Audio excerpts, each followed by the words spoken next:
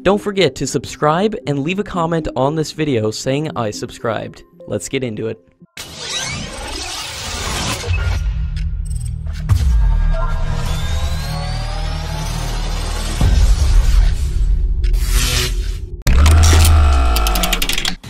The Indian Air Force Chief has said that there is a proposal to induct Tejas light combat aircraft in big numbers, and the total strength of the Tejas squadron will go up to 12, which includes one squadron of 20 Tejas Mark I fighters in initial operational configuration, one squadron of 20 Tejas Mark I in final operational configuration, 4 squadrons of Tejas Mark I-A, and 6 squadrons of Tejas Mark II fighters.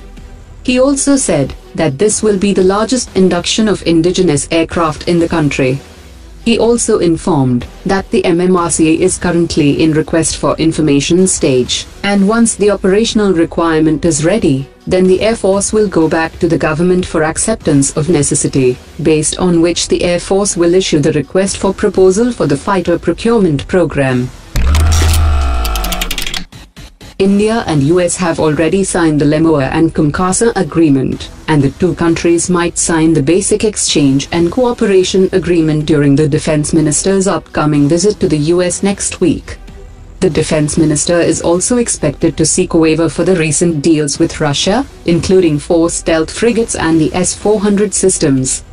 India has already initiated the process of acquiring $1 billion worth NASAMS-2, as well as 24 MH-60 helicopters worth $1.8 billion with the US.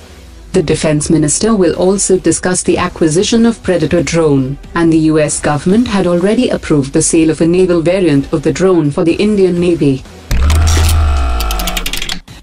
According to latest media reports, DRDO has conducted a successful test of the upgraded version of the third-generation SANT missile. It has a range of 15 to 20 kilometers and is equipped with a new nose-mounted active radar seeker. The Air Forces of India and US are going to participate in a 12-day joint exercise named COPE India 2019. The bilateral exercise is focused on enhancing Indo-US mutual cooperation, building on existing capabilities, aircrew tactics and force employment. The COPE India exercise is being held after a gap of 8 years, and the last exercise took place in 2010. The Ministry of Defense has invited responses from overseas manufacturers by 12 December to its request for proposals for the procurement of 5,719 sniper rifles and 10.2 million rounds of ammunition in a deal worth $40 million.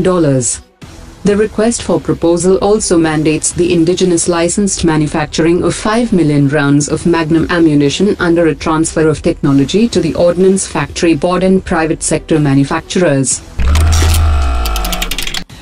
According to latest media reports, the Pakistan Army has selected the Chinese VT-4 tank, produced by China North Industries Corporation. Pakistan might procure around 100 tanks, in order to meet the deficiency of tank production in the country. The naval forces of India and the UK have started a 9-day-long bilateral exercise named Konkan 2018. The focus of the exercise would be on anti-air, anti-surface, and anti-submarine operations. The British government had also offered to train Indian troops to operate in contested environments, but it is not clear whether the two countries have agreed upon the proposal. The Defense Ministry has granted Boeing the time till 2020 to prove that it carried out the offsets worth $641 million for P-8I Maritime Reconnaissance Aircraft Deal signed in 2009. Boeing has claimed that it has exceeded its offset obligations for the deal, and it undertook $845 million worth of offset work, in place of its obligation of $641 million. The militaries of India and China would hold a 14-day joint exercise from 10th December to improve their capabilities and promote mutual understanding. Each side will send 100 troops to take part in the 7th India-China Joint Military Exercises, which will conclude on 23rd December.